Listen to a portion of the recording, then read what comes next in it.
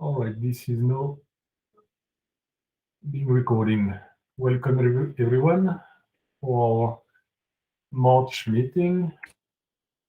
I'm going to share the agenda for today in the chat.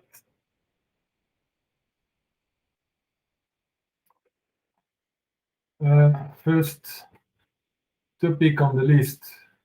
As usual, I request all of you to have a look at the last meeting minutes, which are open on the GitHub repository. Unless there is any comment, this will be merged in the following couple of days. And well, we do have a light agenda for today, so I propose that we move on directly to the main topic of today's meeting. And in the meantime, if any of you have anything to add to the agenda, anything you would like to share or anything, please do add a bullet point to the live document, the agenda. And without further ado, I'd like to introduce Florencia. For those of you who do not know her already, she's a software engineer at Canonical. She's part of the robotics team, and she has a background in security. And she's going to talk about the nodl. That's a new feature added to ROS2. Was added about last year. So she's going to talk about nodl and how it relates to SROS2. Laurentia, the floor is yours. Thank you, Jeremy. Yes, so I already know some of you, but thank you for introduction, Jeremy. I don't need to introduce myself anymore. So I will give you a presentation about the nodl project. So let me know if you can see my screen. Are you seeing it now? Yeah, it's working. Okay, perfect. So nodl stands for the Node Definition Language. And I'm going to share with you a whole overview of the history of this project, how it came to be. It's been very much part of the security working group work.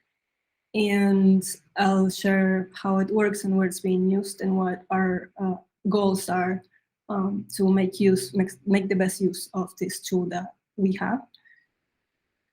So first of all, I'll go into what is nodl. I'll briefly share the history of it. How did it come to be? So what we have today as nodl is the result of a thought process, which led to a design document and later a set of packages, specifically a Python library and a command line interface tool. And I'll note that some projects are already using it, which we'll discuss shortly. It started as an initiative of the robotics team at Canonical originally. The purpose was to be able to automate security policy generation in a ROS2 system. And for this, the problem was that we needed to be able to export a node's interface, like actions, messages, parameters, and services that they involve. And so the problem was that there is no way to extract node interfaces statically. And that is what nodl comes to solve. So that is the reason for nodl to exist, at least it originally. So why are we interested in working on this? Well, because of our focus on security and its application to security concerns us. But nodl became much larger than this also. It enables lots of other possible tools, such as graphical interfaces that organize ROS2 nodes, automating documentation generation, anything that can benefit from having a declaration of your system's node interfaces, basically. So what does nodl look like in code? By the way, all items mentioned here are linked in the last slide, and we will share the slides, as always, at the end of the meeting. There is a design document draft, the ROS2 node definition language. It is a draft, but nodl has been accepted into a ROS2 enhancement proposal, that is REP 2005. Part of the nodl repo are Python library, nodl Python. This is the implementation of the nodl API in Python in a ROS2 command line interface tool, the ROS2 nodl. That is the nodl command line tools for ROS2. So I'll share about some related projects as well, and we'll come back to this later. There's the ROS2 launch integration. You may have used or been somehow exposed to these projects before, but anyway, I'll present them for you. So the ROS2 launch security and security policy generator, which is nodl2 policy. And that's tooling to generate a ROS2 access control policy based on nodl descriptions and as ROS2. So these are all very complementary to the SROS2 work that this group has worked on before. So the ROS2 launch security, it uses nodl to extract node interfaces and launch with security enabled. It adds 2 new optional arguments to ROS2 launch. That is the secure flag, that's just secure. That's to enable security, so to launch ROS nodes with encryption enabled. That is, if a key store path is provided, it will initialize it if necessary and use it. Otherwise, it can generate one on the fly as an ephemeral key store for this launch invocation only. There's also the no create key store flag that tells it to not attempt to create or initialize a key store or create an ephemeral one. So, sorry. Then the nodl2 policy, the security policy generator, like we said. This is tooling to generate a ROS2 access control policy. And that's also based on a node description on nodl and as ROS2.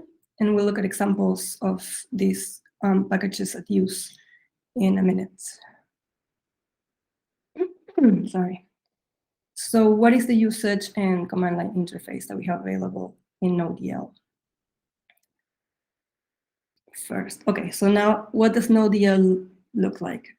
Specifically, it's, as I said, it's embodied as a file. It's an input nodl.xml file with a package's node declarations. The nodl package will extract and use the node definitions from this core file. Here's an example of what it looks like, and note that package owners are responsible for maintaining the declaration up to date with respect to the code. So this is something that the developer must choose to use and maintain. So this just highlights sort of the structure of what it looks like. It includes the declaration of each different node and their interfaces. So you declare the name and type of each attribute of a node element. As you can see, the parameters, topic, services, the type of each one of these attributes, and the role that the node has with it, which is very important when generating a security policy, for example. So if the role of the node is a publisher to this topic, or a client or server to a service, etc. This is just a small example. We didn't want to get too big, but as you know, there are many more options. The types are completely open, so it accepts custom types, as often we would use with ROS. Okay, so what are the command line interface verbs that we can use with ROS, with nodl? We have 2 verbs available to use. We'll follow an even simpler example of a toggle listener for this next few slides to see it at work. So the first verb available is show, which basically pre-prints an nodl information for a given executable. So that's a convenient command line tool to explore, to visualize the node interfaces. The second one is ROS2 nodl validate, the validate verb. Then we have this verb which basically checks nodl.xml file against the schema and attempts to parse it. That means this feature is basically a debugger for your nodl.xml file. It's convenient because it will make sure that it is complying with the requirements of nodl, and you're good to use it for all your projects. Okay, the ROS2 launch security, again, you might have used this before, hopefully. This is a little demo of how the security tool is working. you have available the secure flag, which enables SROS2 security. And as you can see, we launch our nodes with a regular launch file, use the secure flag, and the data is automatically encrypted. So it finds the keys for each node being launched that is part of the enclave. And so your nodes are launched securely and the data is encrypted. So now I want to show a quick demo of this package at work. So this video highlights sort of what's been done so far, showcasing this, this proof of concept, in this case for the ROS2 launch security package. So let me see if I can play this video now. Are you still seeing my slides? Hi, I'm Stella. I'm from. Yeah, we can see the slide, but the video does not seem to be playing though. Okay, let me actually just switch to sharing my, yeah, second, I'll share.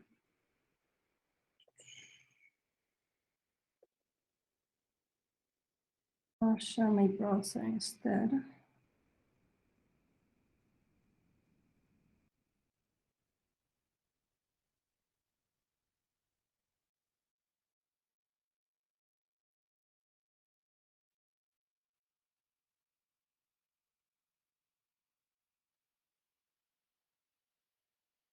Okay, you can see it now, right?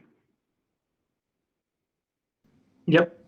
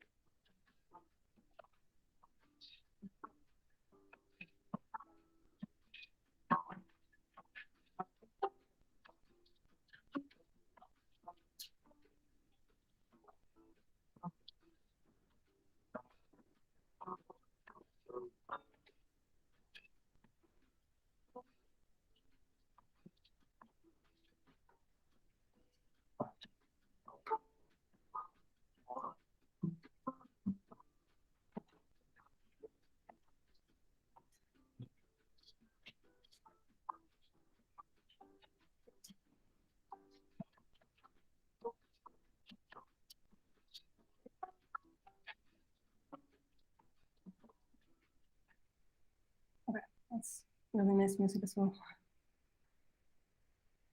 All right, so that's just the little demo, basically what I showed before in my static boring demo. That's one way to showcase these kinds of projects that we have. So sort of as an example.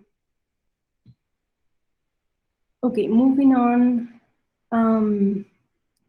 We also have the package nodl to policy, as I mentioned before, which here I created also nodl definition, a package.nodl.xml file on the left. As you can see, the node interface will be used to generate an access control policy that we see on the right. I hope you can see it as it's very small print, but it's actually longer, obviously. There are other automatic permissions for each node, but it's been sort of cut, and the topic permissions I highlighted here for lack of space, but basically the nodl description of a node published into a topic and a node subscribing to it is translated into allowing this policy that allows to publish or subscribe to the topic for each node as needed. So we don't have a demo for this one yet, but this is also work that can be done and that we plan to do to keep promoting these projects, as I will mention at the end. So what is next for nodl? Our more general goal is to promote the use of security within the ROS community, as always. Specifically, as we mentioned before, to ease the use of ROS to security and to leverage nodl for automated security policy generation. Some next steps that we thought of and propose are we want to improve the documentation available on nodl. In terms of the design document, we're looking to get the document merged, and after further feedback we got from the community. Also creating content for promotional activities, applying linters to the package using the amend-lint framework, creating code examples of the secure launch. And the idea, importantly, is to use these tools in the reference implementation we have been discussing with Charmy as well, so we can showcase on automatically secure robots. So that would be a great opportunity to incorporate this into a reference implementation and have the whole system using nodl for its security features. So at the end, well, you'll get the reference with all the links. And that's it from our presentation. So feel free to ask any questions and we can have a conversation about anything that you find interesting about this topic. Thank you.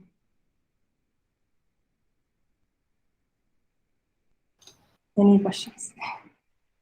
Comments? So this is something that I've actually, I've seen this coming through the working group before, and I really like the idea. I want to see this, get accepted and used more places. There's a few questions that I remember from earlier, and I'm kind of curious whether answers are the same now, or if there's been any further thoughts about it. One thing that I'm wondering is, the way that this is set up, I think works very well for reasonably straightforward, simple implementations. Obviously, the talker listeners like about the most basic you can get on something like that. But I'm wondering what happens when you get into something that's a little bit more complex. Like, for instance, maybe you have a launch file that starts remapping parameter or remapping topics, from one name to another. Is this going to be flexible enough to handle that kind of situation?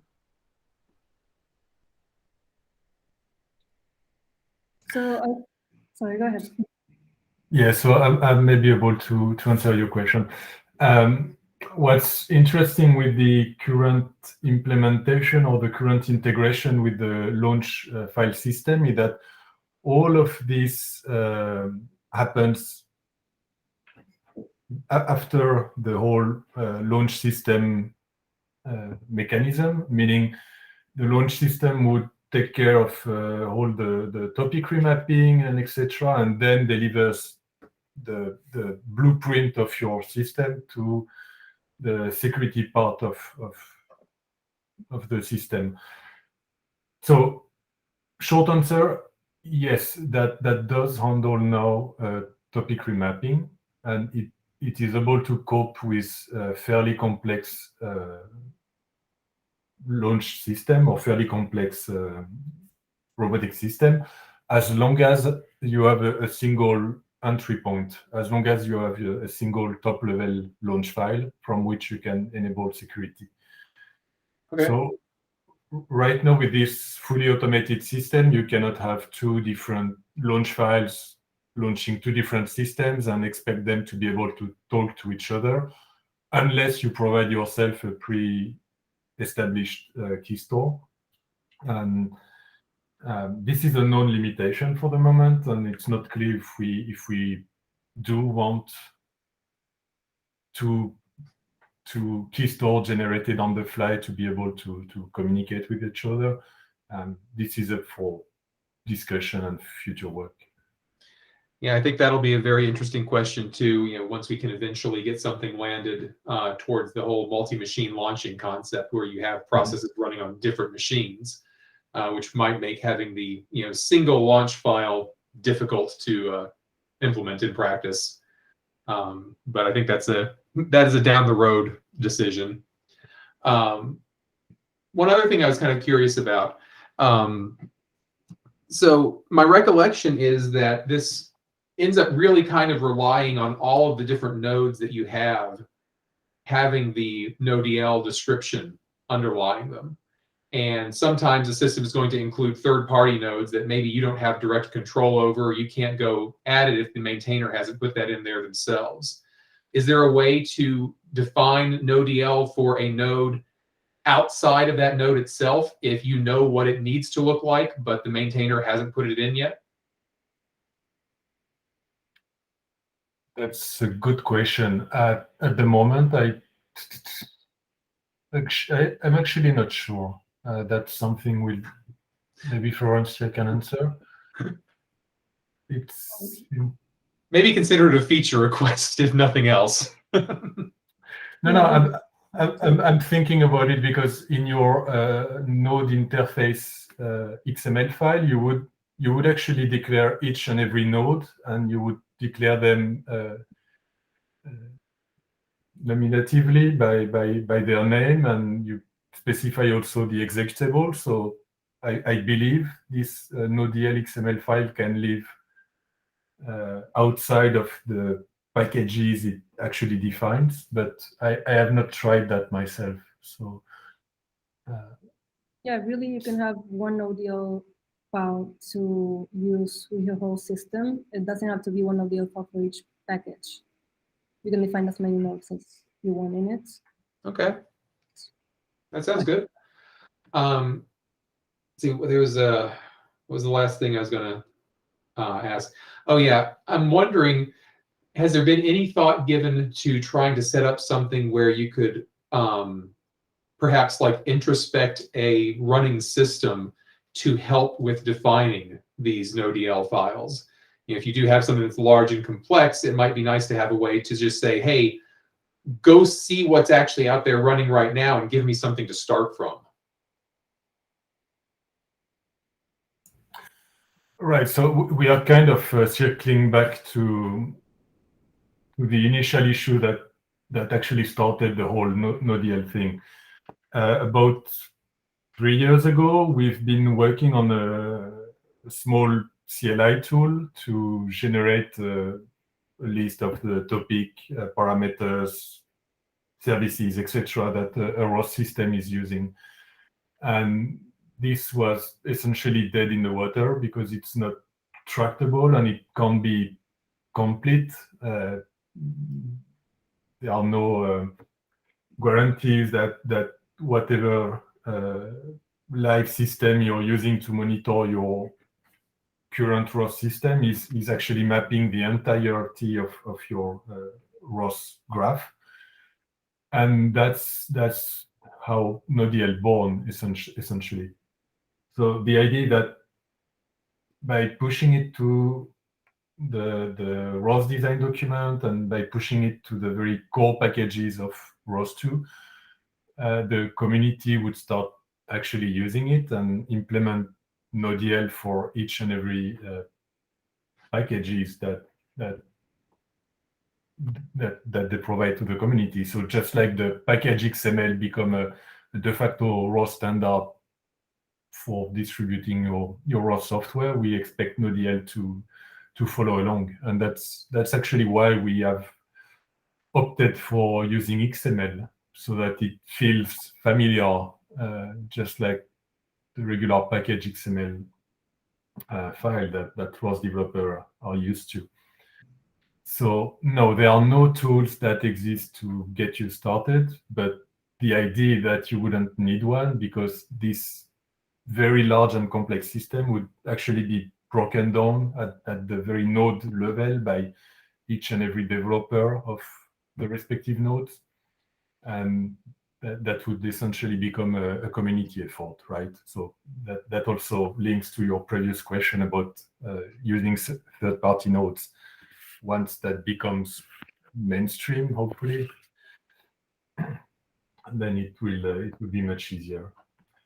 And just to complete my answer, a way to have nodl becoming mainstream is is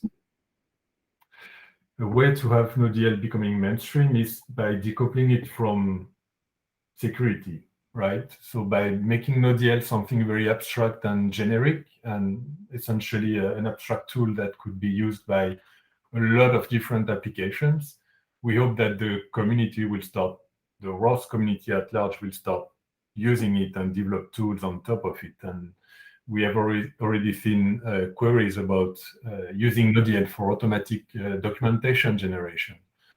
The ROS2 documentation and the ROS documentation at large is often lacking regarding topics and parameters and whatnot. So if the community could rely on nodl to have all of this information automatically put in nicely formatted documentation, that would be great. Hopefully that answers your question. Oh yeah, absolutely. I mean, like I said, I see a huge amount of value in this, and I definitely want to see it get out there and get used, because I think it's going to make a lot of things easier. So thank you. Actually, I have a question. Please. So one of the problems that I see here is the correctness of the policy that has been written by the developer. So Florencia said that you have not encapsulating any static or dynamic analysis for the generation of the profiles, but neither for the verifications. Right, yeah. At the time, the way it works is the developer has to develop this and maintain this declaration of the nodes interfaces. Precisely, that's the problem that this project is supposed to solve, is that there's no static way to extract all this information automatically from the nodes, and in the same way, no way to validate it. So yeah, that part is the developer's responsibility. I don't know, Jeremy, if you have anything complementary to add. No, that's essentially what you said. There are no proper static introspection in C++, right? So there are no ways to effectively extract all of this information from a C++ code base, which is, for the better or worse, the very majority of the ROS2 source code, and nodl tries to compensate for this. Yes, nodl has a lot of things to offer and a lot of advantages, but its main weakness, if I may say so, is that it is declarative, and it does rely on the developer of a given package to maintain it alongside the package that maintainer maintains. Hi everyone. Hello, Victor. Go ahead. Sorry. Sorry, I joined late. Yeah, I had a personal thing today, but just to try to catch up with the discussion, Gianluca, you. So did you ask about static analysis, and Florencia and Jeremy were commenting on that? Just wanted to quickly hint about the fact that there's prior work about static and dynamic analysis in ROS2, and I'm happy to point out towards both literature and actual source code that does that. There's extensive work that was done by myself and some other colleagues on enabling proper static and dynamic analysis on ROS2 C++ code bases. So that is something very feasible. Just wanted to add that bit. I don't know if that helps the discussion, or again, I just joined late, so sorry. Yeah, hi, Victor. Yeah, no problem. So basically at the beginning of the meeting, I gave a presentation about nodl, which is a package designed to define the ROS node interfaces, so like the parameters, big section services that they use, and know the uses that this has. And so we were discussing that the purpose of this package is to provide this, as currently there's no automatic way to generate this sort of files. So they're manually created, and they can be used for a number of applications that require node interfaces, such as security policy generation, that kind of thing. But you mentioned static and dynamic analysis. I'm not sure if we're talking about the same thing. Yeah.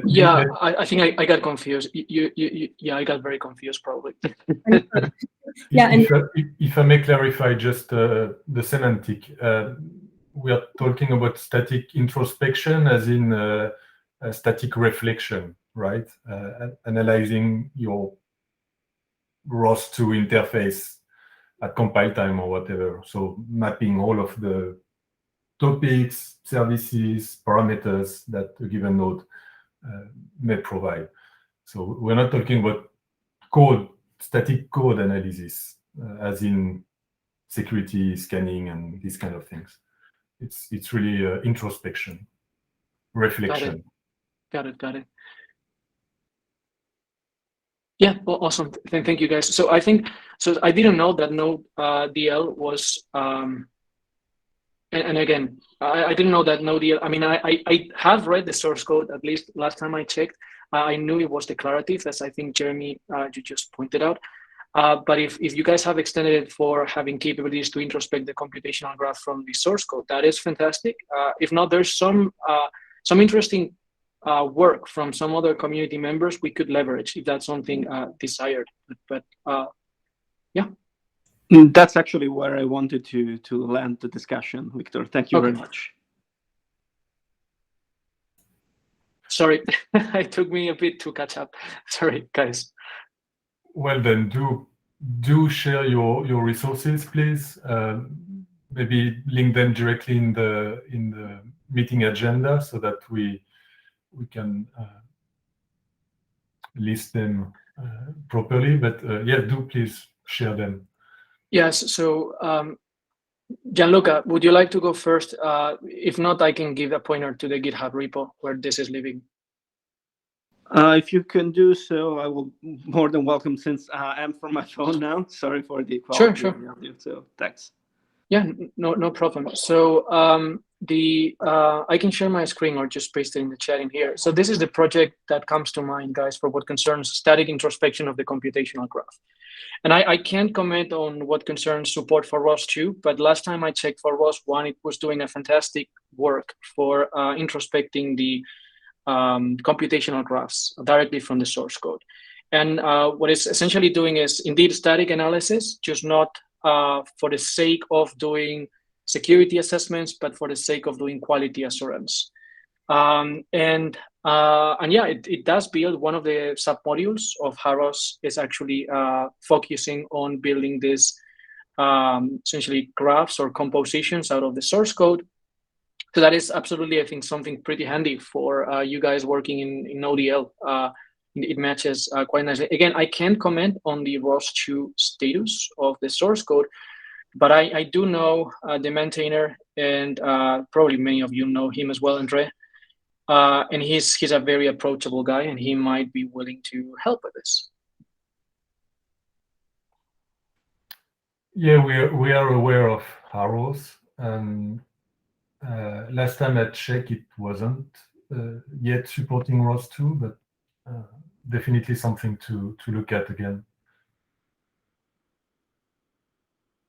Yeah, I mean, at the end of the day, I think the logic to generate this kind of statically inferred graphs from the source code is a bunch of Python scripts. So I don't think that the changes would be substantial. But yeah, that's something maybe Andre can maybe we can invite him, Jeremy, to the next call, and maybe he can enlighten us with his views. Yeah, definitely, that would be very interesting. And another thing that I was thinking about when we discuss about the policy generated by nodl, I've been concerned a bit about the minimality of what is generated. So if we had a way to verify that the policy that is generated is indeed the most fitting one, that would be awesome. At this stage, I don't think that is something available, right? Can you precise your question? So when you create the policy for DDS, when you convert from the nodl to the explicit policy, right? What you want to have is features like, a property like least privilege and the minimality of the policy you're generating. When you are auditing the system, usually manually you're able to verify if a node is existent or not, and the developer in that case can inspect and correct the policy in accordance to what is able to see and debug. When you generate something from nodl, I'm expecting developers to be not very precise with the definition, being a little bit more broad in permissions, if I can say so. And then I'm a bit concerned about what is generated from the nodl as a result of that. And if you think about deployments like the one that Roger was suggesting before, if you have a huge deployments, so not just a publish subscriber example, things get complicated to manage, right?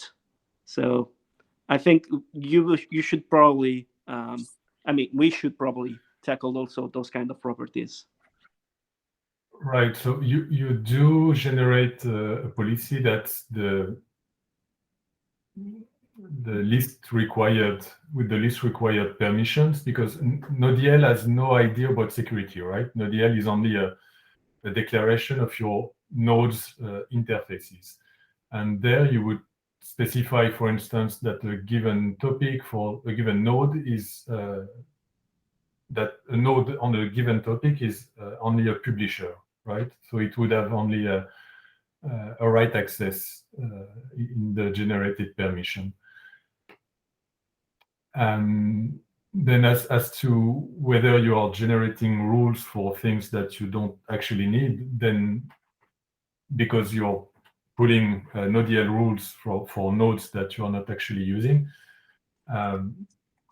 that's not the case either, because it only generates policies for things that are launched from your launch file. So there are no unused nodes, if you'd like. Got it. Okay. I mean, I get what Gianluca is somehow nevertheless trying to convey, and I think this somehow matches also with some recent work we've been doing. Again, I think I mentioned that a subgroup of us were working aside on a separate project, and right now I'm happy to share with delivered, at least partially, with a finalized product.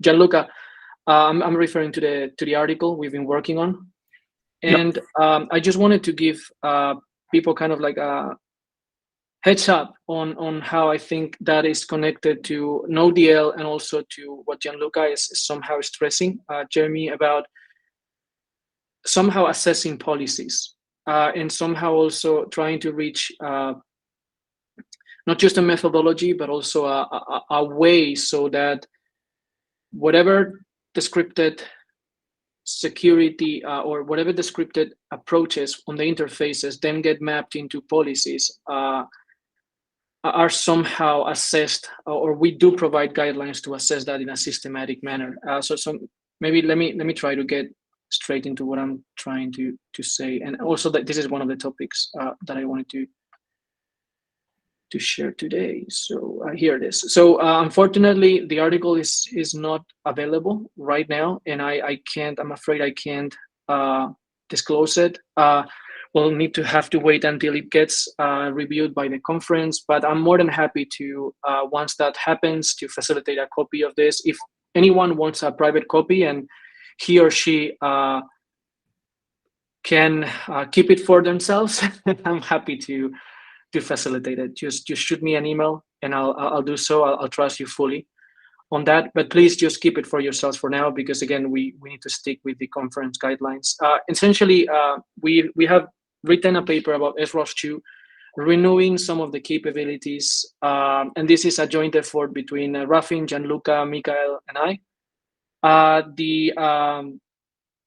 The final objective we wanted to achieve, which I believe it has been achieved, is to provide a formal methodology for assessing security in ROS2, while providing guidelines on how to approach it. And we have done so by essentially splitting it into a number of steps. First, doing modeling, And I think that's where, to be Sorry, very Victor, honest. I'm stopping you for a second, but I think your screen sharing is broken. So Oh yeah, it's totally broken. yeah.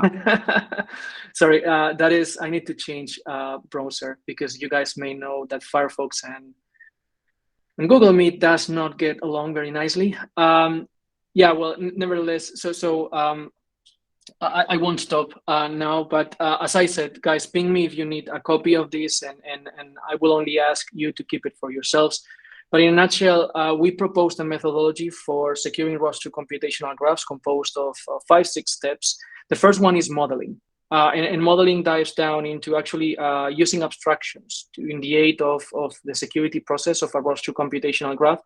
And in here, we proposed and will contribute publicly very soon some extensions to the current SROS2 capabilities to monitor network interactions based on DDS well-known security vulnerabilities and report this back. So this is one of the features we're contributing on top. But I think one very, very, very nice one would be to leverage Florencia's and Jeremiah's work on nodl, because the modeling piece is crucial. And I just hope we can have a conversation dedicated to this, if possible, at some point, not now, certainly, to further dive into some of these ideas that Gianluca was conveying. Sure thing. Please do feel free to add that to the agenda for the next meeting. Okay.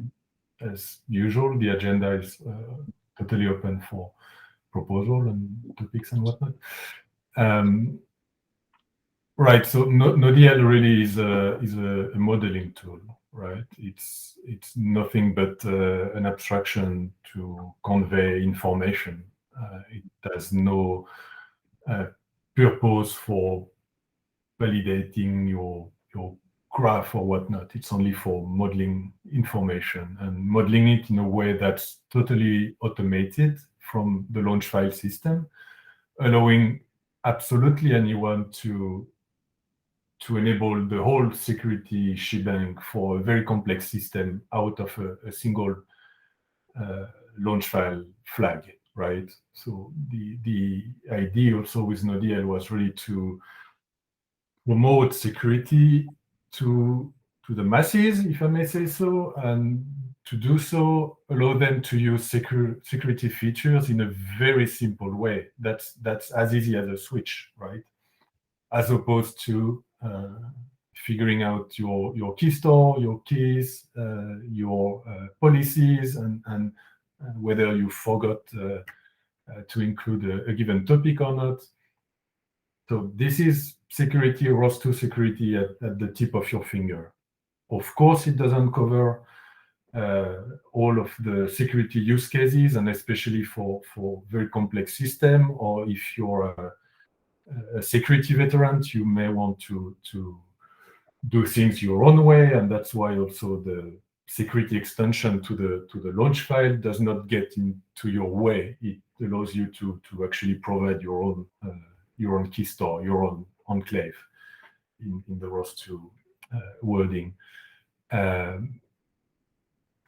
We are simply going to work toward this on-off switch at the moment, meaning we want to make documentation, blog post, and whatnot to raise awareness around it. And of course, we do need you guys, security veterans with actual use cases, to explore the limits of this system and how we can improve it and make it better.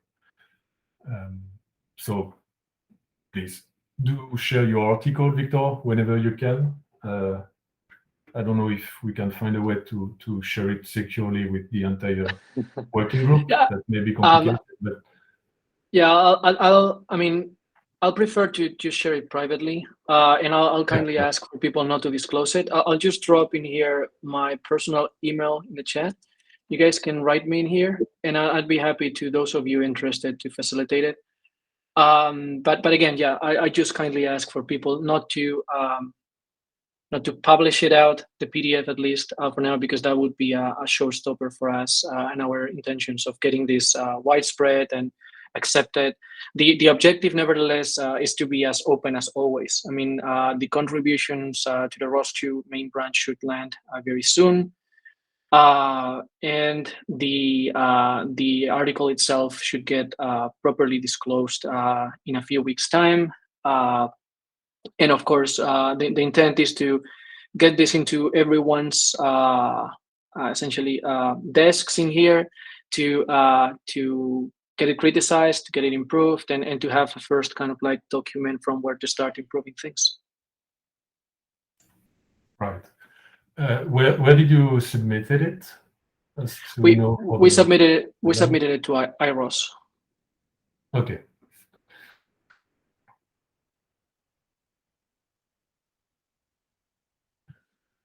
Alrighty. Any other comment, questions? So I wanted to ask about the status of the Turtle 4 effort. I know this is something you guys have been pushing forward from Canonical's side. And the reason why I'm asking is because as part of this joint effort we conducted with Gianluca and a few others, Mikael and Rafin mainly, we tackled the navigation stack. Okay. And that is already quite a sizey graph, if I may say. And already in those situations, issues arise. So I was just wondering, have you guys decided on which case study are you going to focus on the Turtle 4? And on that line of asking, will you be using any specific single board computer SBC? So have you decided about that? And I'm asking this also for security concerns. Like, I guess the usual pick would be the Raspberry Pi, whatever. 4. I think we're in the 4 right now, right? Mm-hmm. But I'm just asking: is there any interest to maybe select a more secure underlying hardware by default to show the use case? So the status of the project per se, and really don't feel like that's something that Canonical is pushing, but rather that's something that I'm trying to push in the working group for, well, promoting security and bringing up some synergy in the group and some collaboration. I don't have any stocks on the Turtlebot 4 really. The Turtlebot 4 source code has been released recently. I've also shared a document that's very much a draft regarding this whole project with you guys, the working group. Yep. And I believe that the plan at the moment is really to look at the Turtlebot 4 simulation and try to enable this whole nodl and ROS to launch -- secure functionality for Turtlebot 4. So that would be our main goal at the moment, or at least the first step.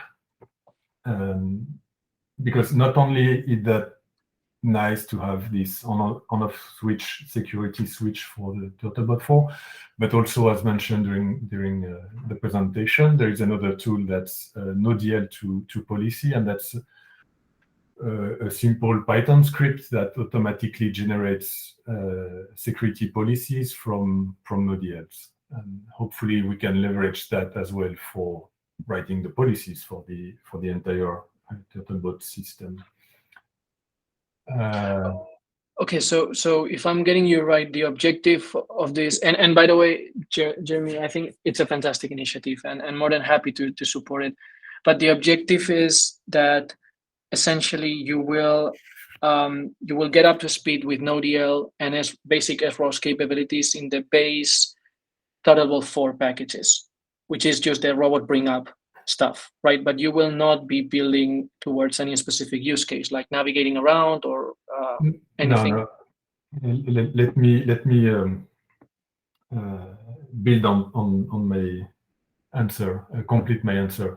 That is our main first step, right? We want the bring up to run securely, but then we want also to move toward a full-fledged demo. So that would include navigation, but not only navigation, but some sort of scenario using autonomous navigation, so something like Turtlebot 4 roaming in a room with obstacles and whatnot, and doing some automated task. Again, our main objective and what we have in mind for hopefully the end of this year is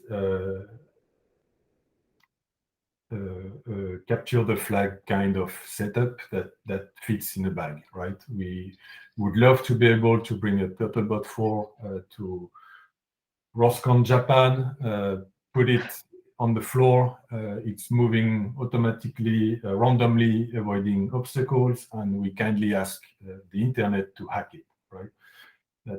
That's kind of the crazy idea. So we have a few steps moving toward that. The first one is to enable security for the Turtlebot 4, and starting with bring up. If you guys do have navigation, that's great. We definitely have to collaborate and share those pieces so that we can both move forward. And to answer your question about the single board computer, we do target the Raspberry Pi 4 for now. That's the main board distributed with the Turtlebot 4. But there is no reason not to use another board for an iteration on this whole CTF thing.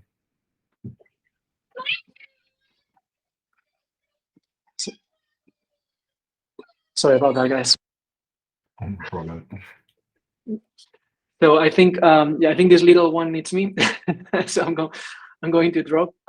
This sounds fantastic, and thank you for the pointers, guys. I'll catch up with this. A few ideas just came to mind while listening to you, Jeremy, but I'll digest it and try to be constructive for the next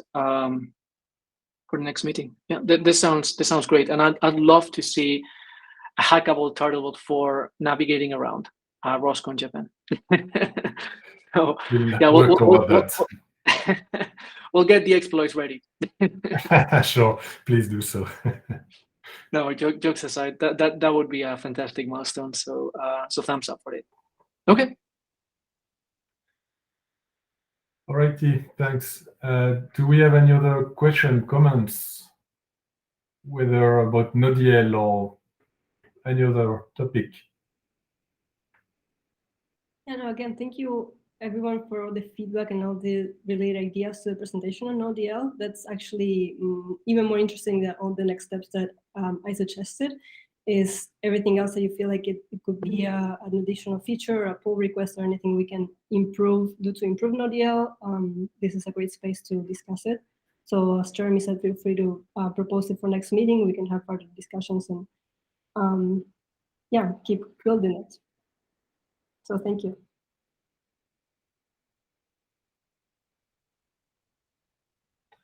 All right, then let's call it a meeting, and we will see you guys in roughly a month and much earlier on the working group chat. See you then. All right. Thank you. Thank you very much. Thank you, Florencia. Bye, guys. Thank you. Bye. Bye. See you soon.